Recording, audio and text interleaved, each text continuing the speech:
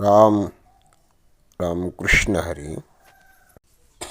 म्हणून महाभारती जे नाही ते नोहेची लोकीतीही येणे कारणे म्हणिपे पाही व्यासोच्छिष्ट जगत्त्रय. सामान्य मनुष्य कोणतेही व्यवहार कार्य करत असताना त्याचं विशेष महत्त्व सांगत असतो. हे जर सामान्य व्यवहारामध्ये आहे तर मग अलौकिक व्यवहारामध्ये का सांगू नये.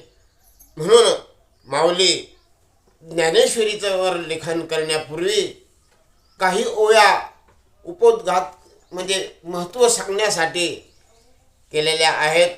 त्याला आपण उपोद्घात म्हणतो किंवा प्रस्तावना म्हणतो.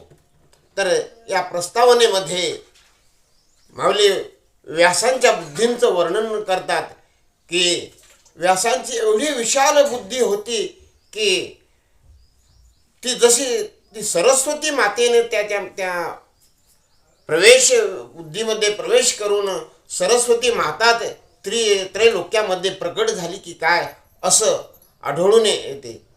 कारण सृष्टी निर्माण झाली तेव्हापासून जेवढ्या काही घटना घडलेल्या आहेत ह्या संपूर्ण घटनांनी आपल्याला महत्त्व यावं याकरता भगवान व्यासांचा आश्रय केलेला आहे. त्याचप्रमाणे जेवढी काही पुराणं आहेत या सर्व पुराणांनी सुद्धा व्यासांचा आश्रय केला. का व्यासांचा आश्रय केला तर आपण सोन्याचा गोळा पाहिला किंवा सोन्याचे बिस्किट आहेत असं म्हणतात.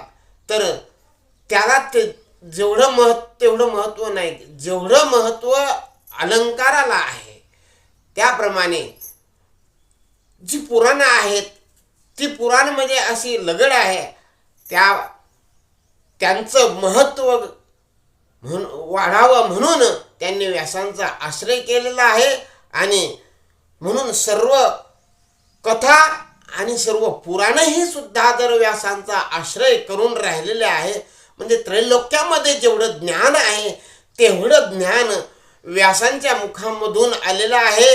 म्हणून व्यासोच्छिष्ट जगत्त्रय असं म्हटलेलं आहे.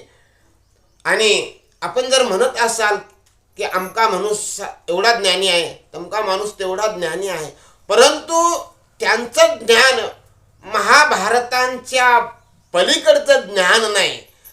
म्हणून तोही जो सांगत आहे तेही महाभारतांचा आश्रयच आहे त्याही ज्ञानाला.